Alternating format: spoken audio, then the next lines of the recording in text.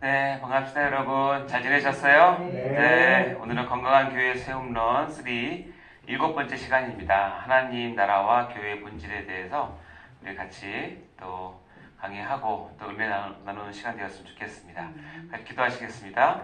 하나님 아버지 감사합니다. 우리에게 이 귀한 배움의 터전을 허락하시고 모든 환경과 상황 그리고 우리의 마음도 주님께 주관하여 주셔서 이렇게 하나님 앞에 겸손하게 말씀을 배우고 받을 수 있는 시간 주셔서 진심으로 감사합니다. 오늘은 하나님 나라와 또 교회의 본질에 대한 부분을 같이 나누고자 합니다. 하나님께서 세우신 그 교회가 얼마나 귀하고 또 그 교회를 얼마나 하나님께서 위하시고 사랑하시는지를 우리가 깊이 배우게 도와주시고 아버지 그 교회를 세우신 목적이 무엇인지를 배우는 귀한 시간 될 수 있도록 도와주시옵소서. 한 사람도 그냥 왔다가 그냥 가고 그냥 듣기만 하고 끝나는 것이 아니라 이 말씀 하나라도 은혜 받아서 우리의 심령 가운데 깊이 박히게 하시고 하나님의 음성으로 들릴 수 있는 귀한 시간 될 수 있도록 도와주시고 우리가 몸담고 있는 교회를 생각하며 교회를 사랑하며 교회를 위해서 우리가 헌신하며 눈물 흘릴 수 있는 저희가 될 수 있도록 축복하여 주시옵소서. 마치는 시간까지 주 성령님께서 저희와 함께 해주시 믿습니다. 감사드리며 예수님 이름으로 기도하옵나이다. 아멘. 자, 오늘 일곱 번째 하나님 나라와 교회의 본질에 대한 부분을 하도록 하겠습니다. 여기 신라구에서 보면 이제 하나님 나라와 교회의 본질 되어 있죠. 자, 지난 시간 거 한번 리뷰를 잠깐 하고 시작하도록 하겠습니다. 첫 번째 읽어볼까요? 시작. 교회는 하나님께서 특별히 부르셔서 이전과는 달리 구별된 삶을 살기로 작정한 사람들이 모인 모임이며 하나님의 약속에 그 근거를 둔 구원의 공동체를 말한다. 그래서 제가 강조하고 싶은 것은 교회는 모임 또는 공동체라는 겁니다. 이 사실을 꼭 기억하셔야 되고요. 자, 2번 읽어보겠습니다. 시작. 교회는 하나님 구원의 결정판이며 최종 완성이고 구약의 성막이나 성전 개념이 예수 그리스도에 의하여 성취된 하나님 구원의 본질이다. 그래서 교회는 하나님의 구원사에 있어서 마지막 염두에 두었던 구원의 결정판이고 최종 완성이라고 말씀드렸죠. 그 시작은 이제 아브라함부터 불러서 다음에 성막과 성전 그리고 예수 그리스도께서 오셔서 성육신하셔 오셔서 자기 육신을 성전이라고 하시고 그 육신을 먹고 마시는 그 예수 그리스도께 연합된 사람들을 성도 그 다음에 그 모임을 교회라고 해서 하나님의 구원의 성취의 마지막 구원의 본질이라고 말씀드렸습니다. 그래서 교회는 어떻게 보면 성경의 개념 중에서 가장 최상의 개념이라고 생각하셔도 딱 맞는 것입니다. 자, 우리가 지금 이제 교회론 주제별로 연구하는 교리 중에서 6번째 교회론을 지금 하고 있고요. 자, 그래서 오늘 이제 내용에 들어가도록 하겠습니다. 저번 시간에 이어서 한다면 교회란 무엇인가에 대한 큰 틀에서 우리가 서론과 교회의 위기 시대, 다음에 저번엔 성전과 교회에 대해서 했고요. 오늘은 이제 교회와 하나님 나라의 관계에 대해서 같이 나누도록 하겠습니다. 자, 여기 보시면 우리가 교회에 대한 오해가 크게 두 가지가 있다고 그랬어요. 교회는 건물이 아닌데 저 교회를 자꾸 건물로 생각하는 오해가 있고요. 다음에 교회는 굉장히 중요한 개념이지만 실은 교회 자체가 목적이 아니거든요. 이 두 부분에 대해서 먼저 우리가 교회는 건물이 아니다 라고 한 것을 저번 시간에 성전의 어떤 역사적인 성경적인 흐름을 통해서 교회가 성전과 어떤 관계가 있는지 이것을 통해서 교회는 건물의 개념이 아니라 하나님 구원의 최종 결정판이라는 것을 우리가 배우게 되었고요. 자, 오늘은 이제 그렇게 귀한 교회, 그 교회가 너무나 귀하지만 교회 자체가 목적이 아니다라는 것을 우리가 오늘 나누고자 합니다. 물론 교회는 너무너무 귀해서 교회를 사랑하고 교회 안에서 우리가 양육받고 교회를 섬기는 것은 너무나 당연하지만 그러나 교회를 부르신 하나님 목적이 있는데 그 목적이 이루어지지 않으면 교회 자체도 우리에게서 큰 의미가 없을 수도 있고요. 더 심하게 얘기하면 교회 자체가 우리의 잘못된 우상이 될 수도 있을 수도 있어요. 그래서 이제 이 개념을 우리가 알기 위해서는 교회와 그를 하나님 나라의 관계를 이해하는 것은 굉장히 중요합니다. 자, 보시면 교회는 여러분이 다 아시겠지만 에클레시아라고 되어 있잖아요. 헬라어 에클레시아 교회이긴 한데 첫 번째 뜻은 모임이라는 뜻이에요. 그러니까 교회라는 단어를 에클레시아를 하면서 이들은 교회는 모임이라는 거. 혼자서 우리가 신앙생활을 할 수 없다고 말씀드렸잖아요. 그래서 이 에클레시아는 보면 예수님께서는 신약에서 에클레시아를 딱 2번 언급을 하십니다. 사복음서에 보면 우리 저번 시간에 보면 교회가 이렇게 중요하고 굉장히 하나님의 구원사에 있어서 최종 열매인데 실상은 예수님께서 사복음서에 보면 딱 2번 언급하세요. 그것도 참 이상하죠. 그러면 이제 바울 서신서에 들어가면 약 한 110회 정도 사용되는 것을 우리가 볼 수 있고요. 다음에 그 대신에 하나님 나라라고 하는 것은 여러분 아시겠지만 바실레이아라고 얘기합니다. 이것은 이제 통치를 나타내는 국가 그런 의미인데 또 나라 이런 뜻입니다. 이 바실레아는 예수님께서 이 땅에 오셔서 늘 강조했던 중심 메시지예요. 그러니까 사복음서에 보면 80여 회 이상 사용했고 초대교회에서의 중심 메시지라고 되어 있습니다. 이 두 개가 어떤 관계에 있는지를 이제 표를 잠깐 보면 이 하나님 나라라고 하는 천국 또는 바실레이아의 신약에 나오는 단어 횟수 변화와 교회라고 하는 에클레시아의 횟수 변화가 이렇게 됩니다. 보면 이거는 제가 원문을 본 건 아니고 개정개혁 한글에서 이제 출연한 단어의 개략적인 횟수를 본 건데 자 여기 보시면 이렇습니다. 사복음서 자체는 마태, 마가, 누가, 요한의 그 복음서에 보면 하나님 나라라는 단어는 85번이 등장을 하고 정작 중요한 교회는 에클레시아는 딱 2번만 나오게 돼요. 이상하다. 이거 왜 그러지? 근데 이게 이제 옆으로 가서 보시면 사도행전 이후 서신서나 계시록까지는 바실레아는 17번 나오고 그다음에 에클레시아는 110번이 나와요. 이 사용 횟수의 변화를 보면 이게 뭔가가 있다는 것을 우리가 알 수 있겠죠. 그럼 이제 예수님께서 사복음서에서 하나님 나라 또는 천국이라는 단어를 굉장히 많이 사용하시는데 이 단어는 이렇게 봅니다. 마태복음 4장 17절 읽어볼까요? 시작! 이때부터 예수께서 비로소 전파하여 이르시되 회개하라 천국이 가까이 왔느니라 하시더라. 예수님께서 이제 공생애를 시작하시면서 첫 일성이 뭐냐면 회개하라 그리고 천국이 가까이 왔다라고 시작을 하십니다. 저 예수님께서의 첫 말씀의 선포는 천국에 대한 이야기로 시작하는 것이죠. 그만큼 예수님께서 이 땅에 왜 오시느냐? 천국을 소개하고 천국을 전파하고 천국을 세우시기 왔다고 해도 과언이 아닙니다. 이렇게 예수님께서 첫 일성이 회개하라 천국이 가까이 왔느니라 라고 시작했고요. 마가복음에 가면 이르시되 때가 찼고 하나님 나라가 가까이 왔으니 그렇죠? 회개하고 복을 믿으라 하시더라 라고 얘기합니다. 이와 같이 예수님께서는 이 땅에 오셔서 하나님 나라를 계속 얘기를 하고 여러분 아시겠지만 복음서에 보면 천국에 대한 비유 굉장히 많이 나오지 않습니까? 예수님께서.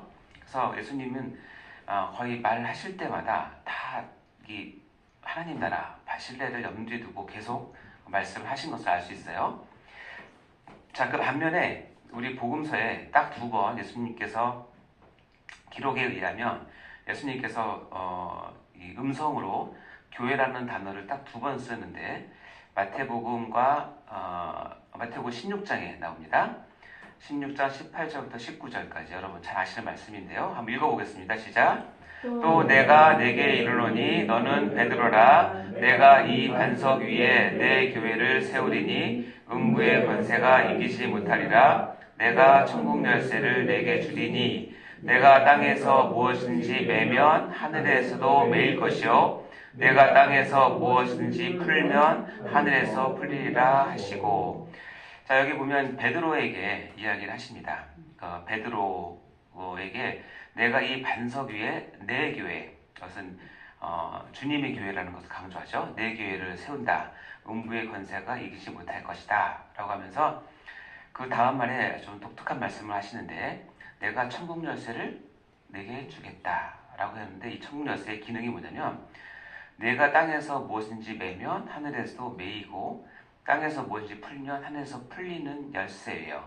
근데 그 천국 열쇠를 누구에게 주냐면 교회에게 주겠다고 얘기를 하는 거예요. 근데 이 교회는 이게 베드로를 이제 1인칭으로 해서 하지만 내가 이 반석 위에라고 하는 이 반석은 실은 베드로의 별칭과 같은 거죠. 베드로가 피터고 쉽게 얘기하면 큰 돌이라는 뜻이에요. 만약에 우리나라에서 성경을 썼으면 베드로의 이름이 돌쇠 정도 됐겠죠. 네, 돌쇠 너 위에 내 교회를 세우겠다라고 하는데 우리는 이제 개혁주의는 베드로 그 개인 위에가 아니라 베드로가 요 바로 앞에 했던 아주 기가 막힌 하나님에 대한 신앙 고백이 있잖아요.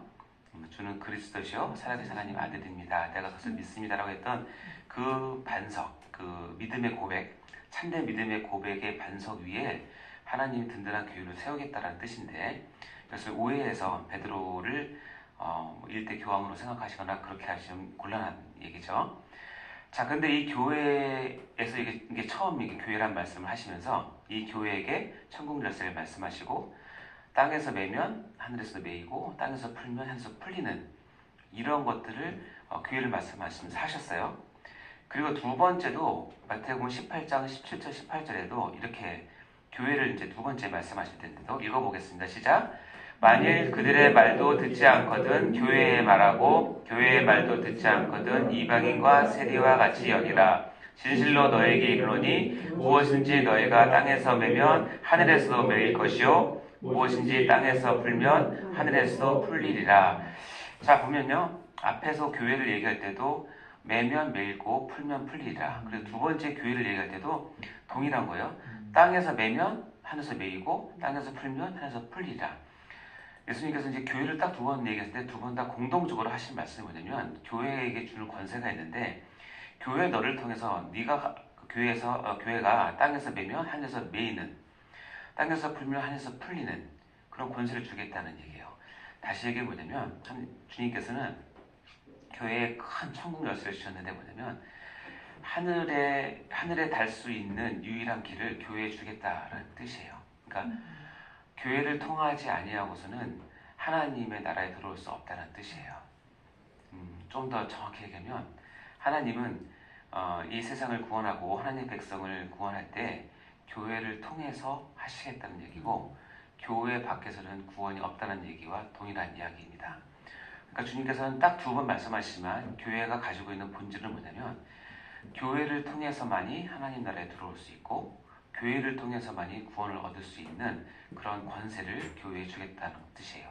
그러니 교회가 얼마나 중요한 기관이고 하나님께서 세우신 기관이니까. 그러나 우리가 앞에서 봤지만 정작 예수님은 이 사복음서에서 교회는 두 번 얘기를 하고 아까도 봤지만 하나님 나라는 85번을 얘기를 해요.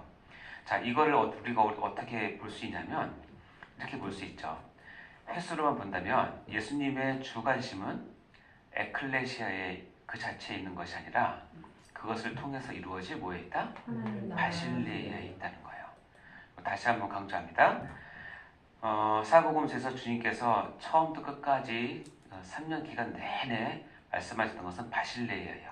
그러면서 이 바실레아를 이루기 위한 하나님께서 세우신 신적인 기관은 교회를 딱 두 번 얘기했지만 교회 이외에는 바실레아를 이룰 수 없게 하신 거예요. 그렇기 때문에 에클레시아는 그만큼 귀한 거예요. 그러나 또 뒤집어서 얘기하면 에클레시아는 바실레아를 이루지 않는 에클레시아는 의미가 없다는 뜻이에요. 이 두 개의 관계를 여러분이 반드시 이해를 하셔야 된다는 것이죠. 그렇다면 여기 보면 바실레아 단어는 어떻게 되냐면 사복음서에는 85번 나왔지만 사도행전이나 서신서 가면 횟수가 확 줄게 돼요. 17번으로. 반면에 에클레시아는 사복음서에서 2번만 나왔지만 사도행전 이후로는 계속 나옵니다. 110번이나. 자, 그러면 하나님 나라가 중요성이 떨어져서 이렇게 줄어드는 것이냐? 그것이 아니라 사도행전 이후에 보면 예수님의 제자들 그리고 초대교회들은 이 하나님께서 강조하셨던 하나님 나라를 늘 마음에 새기고 사역의 중심을 두고 그리고 그것을 늘 추구했어요. 그리고 그것을 이루기 위해서 교회 활동, 즉 에클레시아를 늘 활동을 했죠. 그러니까 숫자가 이렇게 나오는 건데 이 하나님 나라의 중요성을 보시면 이렇게 됩니다. 사도행전 1장 3절 말씀 한번 읽어볼까요? 시작. 그가 고난 받으신 후에 또한 그들에게 확실한 많은 증거로 친히 살아계심을 나타내사 40일 동안 그들에게 보이시며 하나님 나라의 일을 말씀하시니라. 자, 이 말씀은 예수님께서 고난을 받으시고 십자가에 돌아가신 후에 부활하셨어요. 그리고 예수님은 아셨어요. 뭐냐면 내가 이제는 이 땅에서 내 사랑하는 제자들과 함께 앞으로 40일 동안의 시간이 남아있음을 아셨고, 그래서 이제 40일 동안 이제 무엇을 할까 예수님께서 고민하셨을 거 아니에요? 만약 여러분이 이 땅에서 40일 동안 사는 시한부 인생이라고 한다면, 네, 내가 앞으로 40일 동안 딱 살게 됐어요. 의사가 했어요. 앞으로 40일 동안 살 겁니다. 마지막 정리 잘하세요. 라고 하면 여러분은 40일의 시간을 어떻게 쓰시겠습니까? 그럼 누구를 만나시겠습니까? 일단 누구와 함께 있고 싶으세요? 내가 가장 사랑하는 사람, 그렇죠? 또 위로받고 싶은 사람, 그리고 내가 마지막까지 챙겨주고 싶은 사람 만나지 않겠습니까? 그리고 그 사람과 만나서 40일 동안 있을 때에 여러분 어떤 말을 그들한테 해주고 싶으세요? 그렇죠? 내가 꼭 해주고 싶은 말을 한두 가지라도 정확히 해서 내 사랑하는 사람들한테 꼭 들려주고 또 그것을 꼭 그 마음에 새겨주고 싶지 않겠습니까? 인지상정이에요. 누구나 다. 아마 저라도 제가 아마 40일 동안밖에 못 산다고 하면 갑자기 머릿속에 누굴 만나지? 어떤 얘기를 하지? 하지만 어쨌든 40일 동안은 이 수업은 합니다. 이 수업은 너무나 중요합니다. 저에게도 여러분에게도. 자, 예수님은 뭐예요? 40일 동안 그들에게 보셨어요. 그들이 누구냐면 제자들이에요. 이 제자들이 바로 교회의 첫 출발하는 멤버들이죠. 쉽게 얘기하면 제자들이고 교회예요. 주님께서 이 땅에 부활 후에 부활체를 입으시고 승천하실 그 40일 동안 제자들을 만나셨고, 제자들을 만나셨다는 건 그만큼 그들을 사랑하셨다는 얘기 아니겠어요? 그리고 그들한테 정말 해주고 싶은 일이 뭐냐면 딱 한마디 나옵니다. 하나님 나라의 일을 말씀하신 거예요. 아마 제자들이 좀 지겨웠을 수도 있어요. 예수님은 그 얘기 살아생전에 계속 말씀하셨는데 또 얘기하십니까? 그 얘기 정말 들었는데요. 그래도 예수님은 들어야 된다. 다시 반복하는데 하나님 나라의 일이 얼마나 중요한지를 마지막 순간까지, 그러니까 유언처럼 하시는 거예요. 만약에 여러분이 사랑하는 사람이 마지막 죽어가면서까지 남긴 유언은 우리 어떻습니까? 마지막까지 지키지 않습니까? 반드시 받들어드리고 지켜야 되는 것처럼 제자들은 지금 40일 동안에 하나님 나라에 대해서 계속 예수님으로부터 리마인드 복습하고 복습했을 거예요. 그래서 모르겠어요. 이때 어떤 말씀하시는지, 예수님께서 그동안 했던 모든 비유들을 한꺼번에 모아서 한 번 더 말씀해 주셨는지 모르겠지만 예수님의 마음을 우리가 여기서 읽어드려야 된다는 거예요. 뭐냐면 예수님께서 마지막까지 이 땅에 와서 예수님의 사역의 꽃은 뭐냐면, 핵심은 뭐냐면 내가 저들에게 하나님 나라를 증거하고 하나님 나라를 각인시키고 하나님 나라를 위해서 살게 하고 하나님 나라를 세우게 하고 하나님 나라를 위해서 저들이 순교하게끔 하는 것이 예수님의 마지막 소명이고 사역이에요. 이 일하러 오셨거든요. 그렇기 때문에 하나님 나라는 그래서 중요한 거예요.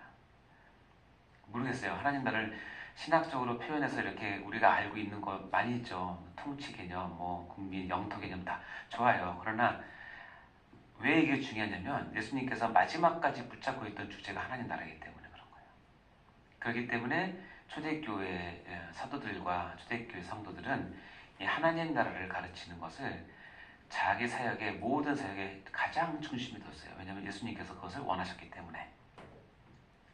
우리가 여러분 잘 아는 빌립보사가 이제 전도를 하면서 무엇을 들었는지 볼까요? 사도행전 8장 12절 시작. 빌립이 하나님 나라와 및 예수 그리스도의 이름에 관하여 전도함을 그들이 믿고 남녀가 다 세례를 받으니, 빌립이 전도를 했어요. 첫 번째 주제는 뭐예요? 하나님 나라와. 두 번째 뭐예요? 예수 그리스도의 이름.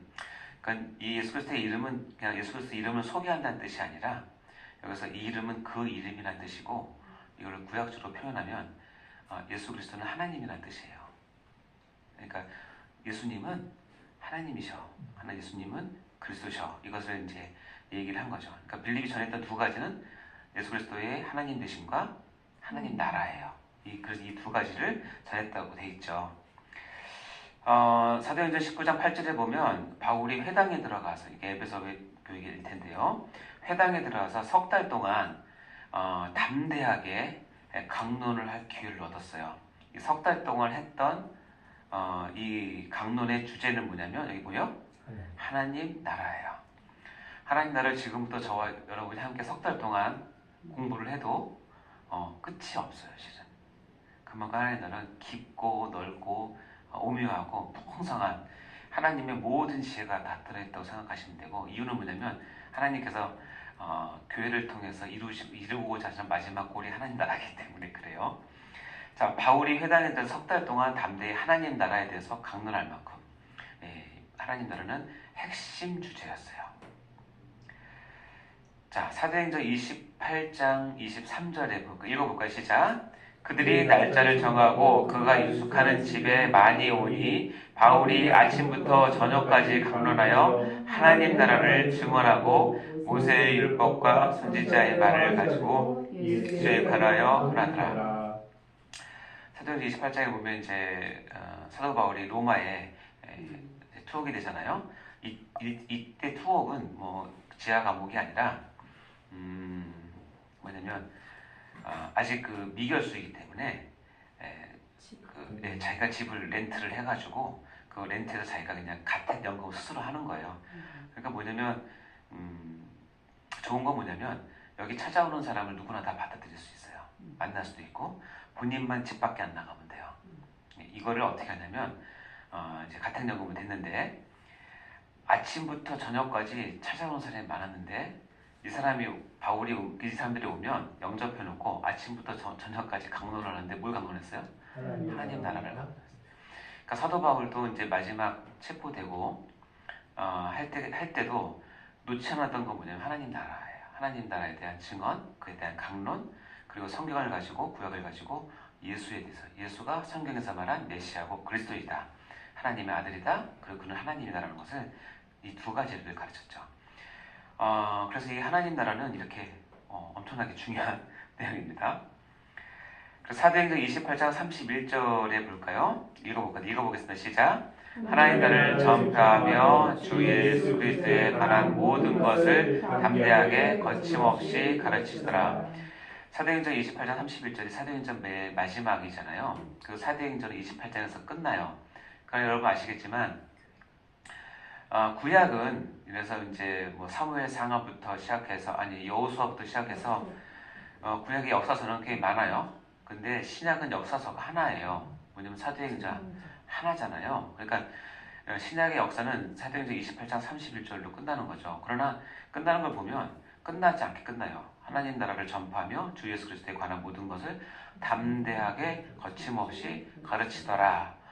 끝날 것 같지 않게 끝나는 이유는 뭐냐면 이것은 끝이 아니라는 뜻이고, 그래서 액트 29라고 해서 이 다음 사도행전 29장은 남겨에 있는 우리가 써나가야 될 성령의 사역이죠. 그때 똑같습니다. 두 가지입니다. 하나님 나라와 예수 그리스도. 하나님 나라와 예수 그리스도는 뗄 수 없는 주제. 그러니까 우리가 늘 전할 때 하나님 나라와 예수 그리스도 이 두 가지를 반드시 전해야 됩니다.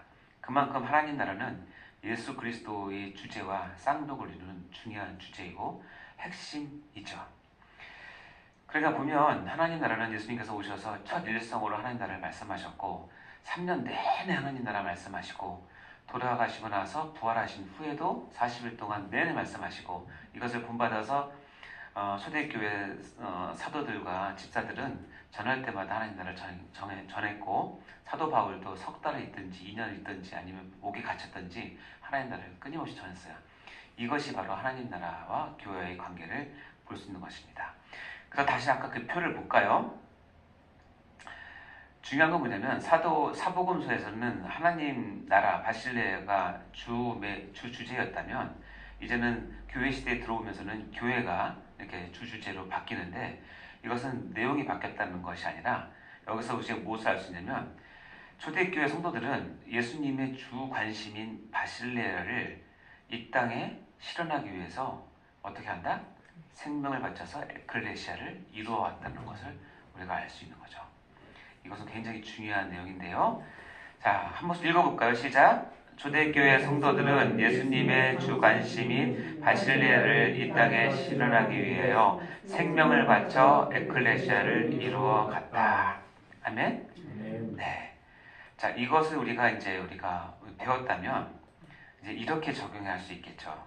자, 읽어볼까요? 교회의 존재 목적은 교회 자체의 모임에 있는 것이 아니라 교회를 통해 이루어져야 하는 하나님 나라에 있는 것입니다. 여러분 이 센텐스를 이해하시겠어요? 이제 충분히 이해하시죠? 예를 들자면 그겁니다. 제가 너무너무 신발 운동화를 너무 사랑해서 제가 제 사재를 다 털어서 아주 멋진 운동화 만드는 공장을 만들었어요. 수백억을 해서 만들었는데, 그래서 제 꿈은 뭐냐면 정말 예쁘고 기능성 있고 모든 사람들이 좋아할 만한 운동화를 만들어서 많은 사람들에게 공급하는 게 제 꿈이에요.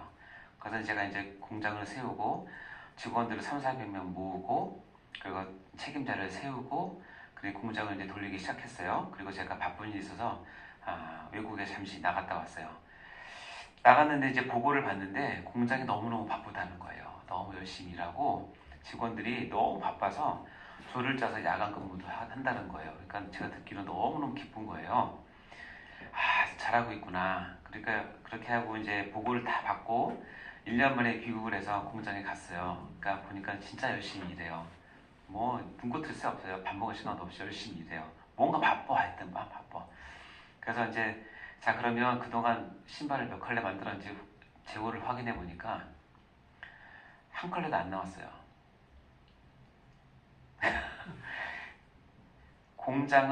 신발 공장은 무지무지 바쁜데 바빠서 나와야 될 이 신발은 하나도 안 만들어졌어요. 그걸 내가 발견했어요. 그러면 제가 어떨까요? 그걸 보면 내가 이 공장을 세운 이유는 뭐냐면 내가 원하는 신발을 만들어서 많은 사람이 주기 위한 목적이 있는 것이지 공장 자체를 바쁘게 돌아가는 건 관심이 없는 거예요. 그럼 너희들은 지금 열심히 바쁘게 한다고 하지만 도대체 왜 바쁜 거야? 라고 말이 나오겠죠. 그 바쁨이 이유가 없는 것이고 근거가 없는 것이고 목적이 없는 것이고 열매가 없는 것이에요. 그러면 내가 어떻게 하겠어요? 이 공장을? 철수하든지 다 자르든지 하겠죠. 왜냐하면 내가 원하는 최종 목적이 안 나오고 자기들끼리 바쁘니까. 자기들끼리 바빠서 자기들끼리 월급 타가고 자기들끼리 열심히 일하는 것에. 그럼 어떻게 제 사장인 제가 쟤네들 열심히 바쁘게 놀았구나라고 밖에 볼 수 없는 거죠. 교회가 존재를 하는데 교회 무지 바쁘거든요. 교회 정신없이 바빠요. 한 사람도 쉬는 사람 없는 것 같아요. 근데 그 교회 바쁨을 통해서 하나님 나라가 안 이루어져요. 하나님이 보시기에는 도대체 왜 바쁜데? 바빠야 될 이유가 뭔데? 이걸 놓치면 바쁜 교회 생활을 하다가 정작 중요한 하나님 나라를 놓칠 가능성이 많아요. 그러니까 우리 교회는 존재 목적은 교회의 존재 자체가 있는 게 아니에요. 우리 남전도회, 여전도회가 잘 모이고 사랑으로 하나 되고 화목하고 서로 돕고 물론 좋죠. 그게 나쁘다는 뜻은 절대 아니지만 그런 교제를 하고 나누고 서로 사랑하고 하는 이유가 뭐냐면 그것을 통해서 하나님의 나라가 이루어지는 것을 목표 삼아야 된다는 거예요. 그러나 여러분 그거 아십니까? 이거를 알고 교회를 이끄는 것과 이것을 모르고 교회를 이끄는 것은 하늘과 땅 차이예요. 특히 이제 사역자들이 속는 게 뭐냐면 내가 담당하는 부서가 내가 만든 교회가 부흥되고 서로 사랑하고 하나 되고 서로 맡겨주고 이것이 정말 기쁘죠. 정말 기쁜데 거기에만 머물러 있으면 우리 교회로 끝나는 거예요. 그걸 통해서 뭐가? 하나님 나라가 이루어져 늘 확인하셔야 되는 거예요. 그것이 안 이루어지면 그 아름다운 교제와 바쁨도 의미가 없게 되는 거죠. 그래서 우리 교회의 존재 목적은 교회 자체의 모임에 있는 것이 아니에요. 그리고 그 교회를 통해서 이루어져야 될 하나님 나라에 있다는 것을 특히 여러분 사역자를 준비하는 여러분들은 평생 잊지 말아야 될 거예요. 이거 놓치면 정말 중요한 핵심을 놓치는 겁니다. 아시겠죠? 자, 두 번째 강의에서 계속 이어나가도록 하겠습니다.